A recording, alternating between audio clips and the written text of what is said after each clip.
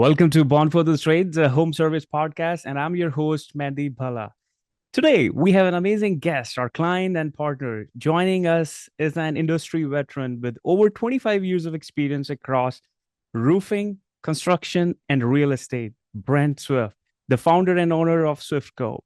From starting his career from Deckworks to building a thriving business that serves Norman, Oklahoma, and beyond. Brent has seen it all. Today, he's going to share his journey, the challenges and rewards of working on historic homes, the importance of quality craftsmanship, and much more. Whether you are in the trades or just curious about the world of construction and real estate, you will walk away with some real great insights. Let's dive in. Welcome to our show, Brent. Thank you so much, Mandeep. I appreciate you, and thanks for that great intro. That's awesome. Thank you. You're welcome. You're welcome. I'm honored to have you on our podcast, and it's going to be amazing. I know we have talked about it, and you also have you launched your own podcast, and I can't wait to be part of it one day. You bet. Now I look forward to it. That'll be great. Awesome, awesome. So for the audience, home service industry, a lot of people are listening to this podcast. It will be great to dive into your journey. Like, how did you get into trades? Let's start with your journey, Brent. Sure. You bet. Well, I was born in Southern California, but my life has been spent mainly in Oklahoma. I went to school here and I played baseball here.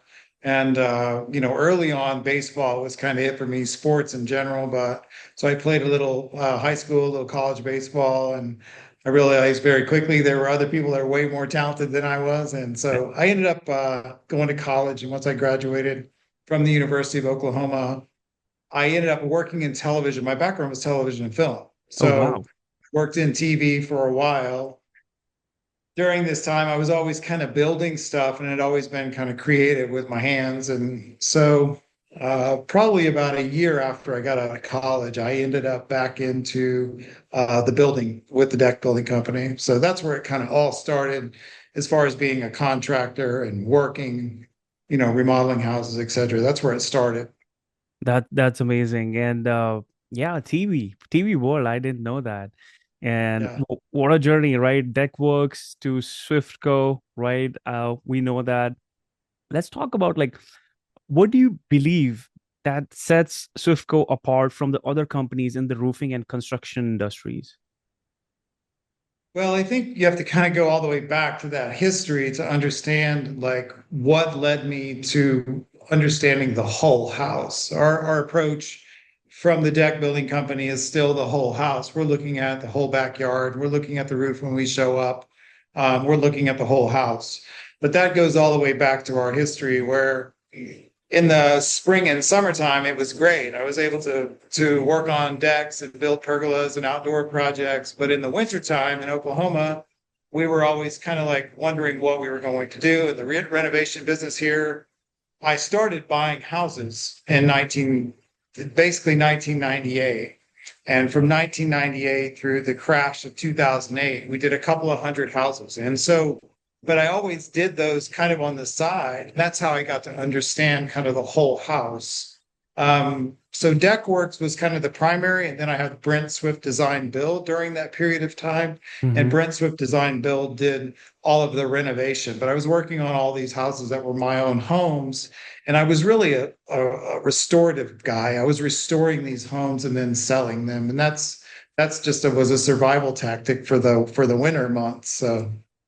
That's amazing. What a great story. 1998, you started buying homes, and I'm sure you must have bought more during that recession 2008 too, right? Yeah, so during when the recession was really kind of like really taking a hold in 2009, I had five houses at that time, and we were able to just kind of like navigate our way out of that. But I remember the it's like a Jerry Maguire movie. I remember walking out of my office and I said to my office person, I said, I'm going to work for my one client right now because she had two houses going, and I only had one client at the time that I was renovating for. So I've seen the good and the bad, when it comes to working on people's houses and economies. Yeah, yeah, I'm sure. Yeah, that's why like you have amazing experience, and I think you just mentioned the word pergola, and it was new word to me until we discussed when we met. And I think a Yeah. lot of people are now discovering that word, especially during COVID. Do you want to share what is pergola? Pergola builder, pergola. Yeah, sure. So a pergola is an outdoor structure. Generally, it's a shaded structure. It can have a roof on it, a solid roof, whether it's a plastic polymer type roof or whether it's just a shade structure in general, which is all wood. And now we're getting more and more into aluminum pergolas. But Hmm. when I started the deck building company, I would go to people's houses and they would say, I want a shade structure. I want a trellis. And I would be like, well, the trellis is what goes on the wall, like it's a vertical application. And do you mean that, or do you mean like a cover? And they'd be like, no, no, no, like a cover. And I'd say, well, you want a pergola. And they Hmm. would be like, a what? And I'd be like, a pergola. And Right. so then I would start to show them photos. So, but yes, during the pandemic, we built a tremendous amount of pergolas and also other outdoor space for sure. Love it, love it. Thanks for letting us know what exactly that means. And yeah, you guys doing a lot of pergola. I think building, right? Pergola. Overall, I think you have a lot of projects that you have done, We and do. We have a lot. great, great. What's been one of the most challenging yet rewarding projects that you have done, and why? Well, I mean, I think I've been in historic tax credit projects for historic buildings where I've bought buildings and restored them for in a historic district, and those are probably the most challenging. I've done a couple of those, big projects where they're a 32 unit apartment building, and then we're taking them down to 8, 10, or 12 units. And those are probably from a renovation standpoint the most challenging. They just take a tremendous amount of time and cooperation between local government and not, the federal government and local, historic districts, state historic districts, and then the National Park Service. So we've done a few of those. But as far as backyards, the challenge is always in the design. I mean, every project has its own Right. set of challenges because it's not as straightforward as some of the other trades, right? There's a creative element to it that you really have to be able to figure out what the client's needs are to be able to satisfy to put the design in front of them for them to be able to envision it and then envision it for themselves and then make the decision to purchase it for themselves. So there's a whole design element to it. Right. And especially renovating like historic homes can be tricky, right? And a lot of key challenges and lot of issues go into, right? Yeah, with renovating historic homes, I think the driveways and the garage is always a challenge because generally in the older neighborhoods, you have the house and then the garage was a secondary feature that was sometimes added later and sometimes it was built its original, but it was kind of small and then so you're adding on. So there's always kind of key details to like how you put together, one of these renovations on these older historic homes. There's a lot of elements that go into them from a design standpoint, from the roof all the way to the foundation, the details that really matter in making a historic home a success. Yeah, yeah, I agree. And I don't know how you're managing a lot of businesses together. That's amazing. Like Deckworks, Goodrich Roofing, Swiftco, real estate. Let's touch base on the roof for a little bit. How important Okay. is regular roof maintenance, and what should homeowners look for to prevent major issues? Yeah, I think it's just basically keeping an eye on your roof every season. As we go through seasons where there's windy seasons or you have leaves that are lost during certain seasons and your gutters get full, and just making sure that the gutters are cleaned out, making sure that the valleys are all cleaned out, and that you can really kind of see a lot of your roofing issues either from the windows of inside of Mm. your home upstairs or just generally just walking by. But it's also good because it's a maintenance item. Your roofs need to be maintained. You got to have somebody regularly come out and check Right. and make sure they're in good shape. So it's a regular maintenance item. A lot of people forget about the roof, but if their air conditioner, starts making a weird noise, they Yeah. immediately call somebody. But you can usually kind of spot that. But with your roof, you really don't until you have a problem. So Yeah, I agree. And I think we also overlook, I think we get like a lot of storms and like Milton and I think Hilton, Milton, like a lot of storms. we Get the get a hurricanes, right? with hurricanes. We get affected, and then we look into, and our roof was damaged a little bit, not crazy, but we got it repaired. So thanks for sharing. Yeah, we should keep looking for like maintenance, maybe not like every month, but I think, I don't know, maybe quarterly basis. That's what you Yeah. suggest. I think it's always good at least once a year to have Once. somebody check your roof out, right? I think twice a year is really great, but at a minimum, I think it's once a year you want to have somebody check your roof out. I think Great. that's super smart. Yeah, that's super smart. Great, great. Yeah. With your experience in real estate, what's the best advice you would give to someone looking to buy or sell in Norman today? Yeah. Real estate is probably the one that I have just the most passion for because I've bought and sold so many of these homes. Um, but and when you're looking at buying a house, you're really trying to look at the condition of the house. The number one deal break for me after buying hundreds and hundreds of houses is the foundation. There's an issue with the foundation. I don't Right. buy it. I just go on to the next one. But with the condition, we're trying to look at the condition. But if you can always like just do a general search for the neighborhood Mm-hmm. and try to figure out kind of where the house is that you're looking at, kind of where it sits value wise. And those are the questions you really want to ask right now, especially is very much so a buyer's market. And if you can kind of get in there and try to figure out what you're buying and the value of what you're buying and Yeah. making sure that the improvements that you want to make don't exceed the true value of the home. And those are real mathematical equations that you really just have to like start diving into and asking contractors to give you an estimate to try to figure out Mm, how to make the house what you want, but where you don't overspend. great. And the foundation is very, very important to look at it, right? 100%. You have to check. That's where it kind of starts, the roof and the foundation. If there's a foundation problem, it's just generally there's a lot of that's a that the for in my experience, I've just spent a lot of money repairing foundations, and it seems like those are the ones that I have the most trouble with. Most probably. Yeah, great. Thank you for sharing. I want to give a special shout out to Rilla, the sales coaching AI software that holds the technicians accountable and gives them the support and guidance they need to maximize all the opportunities you spend your hard-earned money on. I want to give special shout out to Grow Reviews, one of our sponsors, America's first platform to capture instant text and video reviews. If a picture is 1,000 words, a video is worth a million. Book a demo with Grow Reviews by visiting website www.growreviews.com, and you can get in touch with their sales reps to book a demo. Looking ahead, where do you see the roofing and construction industries heading in the next few years?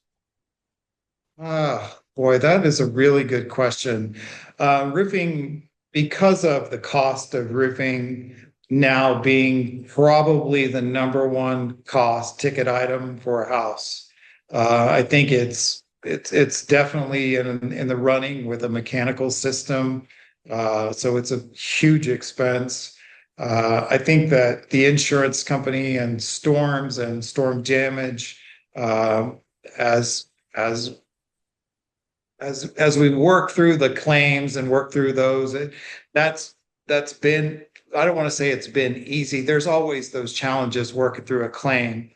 But Mm, as the roof has gotten more and more expensive and claims have been denied, it becomes more and more of a challenge for the homeowner to then pay the difference between the storm damage and the replacement of their roof and the amount of money they receive from their insurance company. And that's kind of a battle between the contractor and the insurance company. So right. that's one challenge. And then just the overall challenge of, hey, I bought a house and I want to put a different color or a different style roof on it. That cost is expensive. So I think the cost of roofing is definitely a super big factor in the construction industry right now. Mhm. As it, same with everything as the cost goes up. But the two, heating and air is also very expensive as well. So Yeah, heating and air. Like we are working with a lot of HVAC mhm. contractors, and I think that's the same battle. Like we see. Agree with you. What role has customer relationships played in the growth of SwiftGo, and how do you ensure client satisfaction on every project? Yeah, so we were talking about this actually today. We are kind of learning from you guys, to be honest, in your team and kind of how you guys have handled and worked with us. We're starting to do it. We've always had to like register the roof or register the deck with the manufacturer, right? So we've Right. always kind of gone back to the client and been able to like have the conversation, get the roof registered, have the conversation, get the deck registered. But throughout the process, we've always had either myself or Andrea or somebody, Stacy, some other team member Yeah. assigned to that client. And I think that that has been super helpful in the last couple of years post pandemic that we have a client established for one client, right? And they see that project completely through, and that's their contact. So if they have a problem at 10 o'clock at night, they have somebody they can reach out to help solve it. And that's led to a lot of client success for us because renovation and also outdoor living and building is not short process. It's not a couple of days. Most of the time it's a week or two or more, or a month or two or more, or several months. So Right. that having that one person that's connected to the client is super important. Yeah, amazing, amazing share, and going above and beyond. And it's not like, small project, and a lot of like, investment is involved. But taking care of your customers by going above and beyond. That's what we believe here at Grow Nearby Yeah, too. Core values pretty aligned with yours. absolutely. Yeah. Last question, and then we're gonna wrap up. Like, how do you stay up to date with the latest trends and technologies in roofing and construction? Wow, that's a really great question. To be honest, I think we do a lot of homework here, and we've worked for almost 30 years, a lot of high-end clients. So we're constantly trying to understand new technologies for our clients to install in their houses, in their backyards. And so as industries grow and change, especially like the roofing industry has grown and changed, there's a lot of different options out there Yeah. for composites, asphalt, and tile, roofing systems. The flat roof systems have continued to evolve and change, from tar and gravel to modified bitumen to now TPO. And then on the deck building side, there's several manufacturers, but there's just many different options of types of materials. So I think it's really, you have to truly study your products. And then, you want to go into your meetings with your clients and have the most knowledge possible. And you have to train your team. So we have weekly meetings where we're talking about materials, and we have people Hmm. assigned to learning more and more about specific materials, whether it's Trex, roofing, or whatever. So it's important to have the training. Trainings, yeah, trainings play a big role. Like, if your team is trained with the latest technology and everything, that's how they can actually have more interactive, like, and yeah, conversations with the client, customers. Sure. That's Yeah. amazing. By the way, love your backdrop there. Deckworks, that's your Yeah. website, right? That is it. Yeah, that's your creation and your team's creation. So, yeah, I mean, I just want to talk briefly about that. Swiftco was a company that I've had around since 2018, but Deckworks has been around since 1998. And then I've done roofing and construction and renovation under a bunch of different brands, but we tried to put them all under one brand in 2018. And then this past summer in 2024, or Andrea went to Tommy Mello's vertical tract in Arizona. And Yeah. it started us down this path of meeting and Dan Antonelli and Tommy Mello and some other people that along the way we started like figuring out we needed to take these companies separately and develop their own identities. And we went through a rebranding process, which uh, led me to Paul Weiss, and then ultimately led me to you, and here we are today. So these companies, as much as it sounds like it's like kind of all mashed together, it's really not. These companies have their own individual lanes of traffic that they're in, and each one of them is very successful at just running that business, right? And I'm Yeah. kind of like overseeing it, but I don't necessarily go out and build anything anymore. I am just Mm. kind of I oversee each of these businesses And that's kind of just the way it turned out. I would love to just do one thing, Yeah. but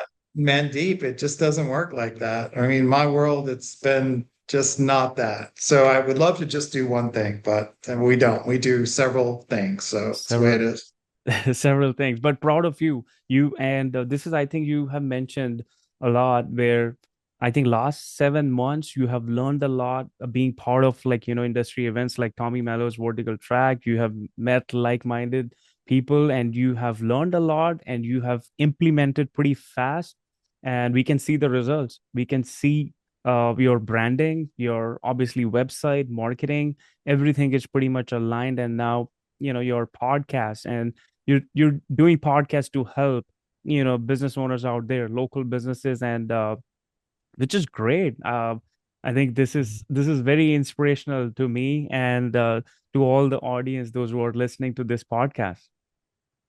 Yeah, I mean, having a small business, just having one small business is a challenge. Just being able to manage one small business and be successful and go out, serve your community and do a great job and get paid for the service. And then also be a community member and be of service to your community and do good things for your community. All those things kind of all mixed together. But as you manage your life and as you manage your business, it's definitely not easy. I mean, we were thinking of names of a podcast, and it's, trying to get to zero, because a lot of times when you're new in business, you're just trying to get your bank account to be zero. Like, I Yeah, just want it to be zero, right? yeah, I don't want it to be negative. And there has been so many years that I've spent, time just trying to get to zero.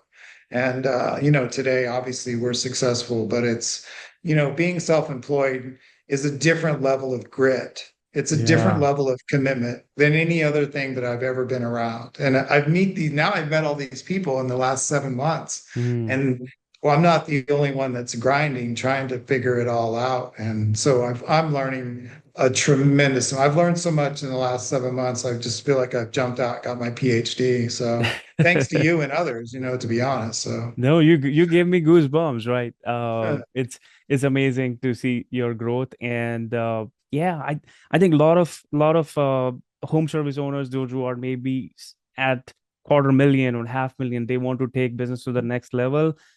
Is it okay if they can reach out to you? If you want to share, how can people reach out to you for help?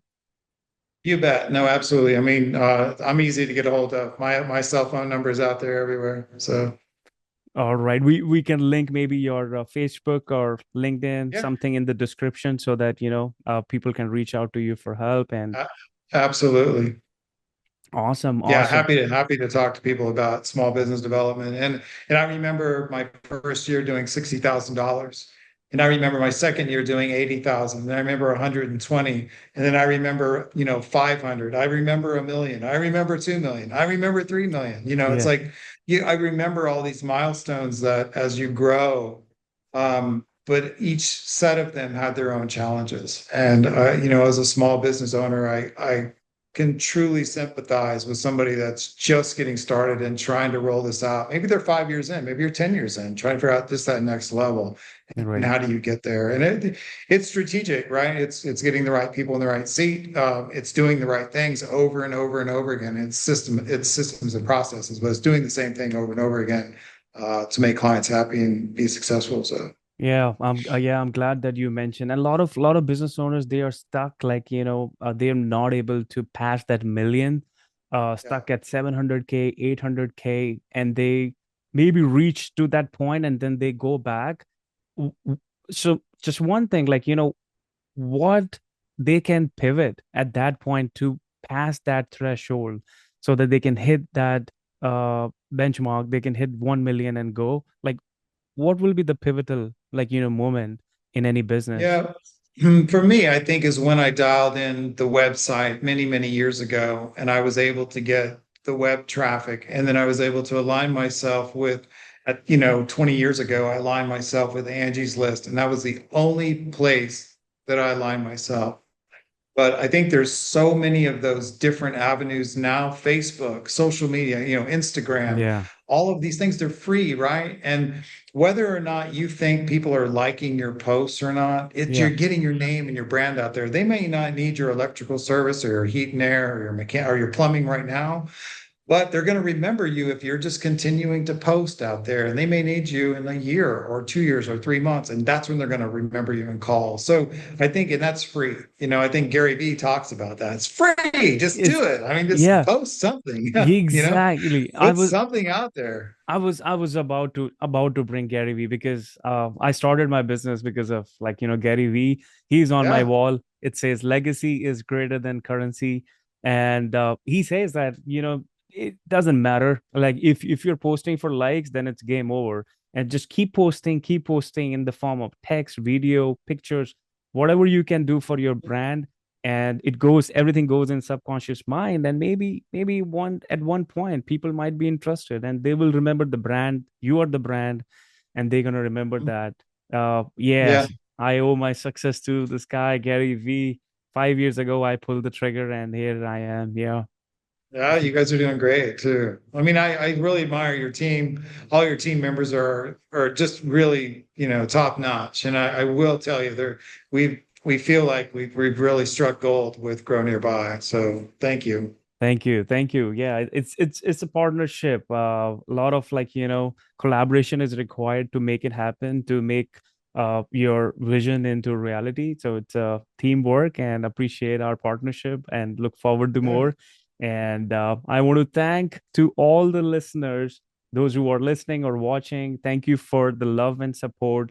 It's been 2 years of this running podcast with you all. And a special shout out to Rilla, our sponsor. And if you haven't checked out Rilla, make sure you check out Rilla.com. I think it's gorilla.com, and book your demo with them. And again, thank you, Brent, for coming on my show. It was amazing. It was filled with a lot of insights. And it's one day we'll definitely meet in person. That's something I'm looking Yeah. forward to. Well, thank you, Mandeep. I look forward to a really, really strong tennis match. Oh, strong tennis match. That's what I look forward to. Yeah, absolutely. I'm ready anytime. But yeah, I'm just 3.5 rating, so I'm not sure about you, but it's gonna So be am fun. I. It's perfect. It's perfect match. There we go. I love it. All right, look forward to playing tennis and catch up in future. And again, you have a wonderful weekend. It was nice having you on my show. Thank you so much, Mandeep. We appreciate you. Thank you. Appreciate it. You're welcome.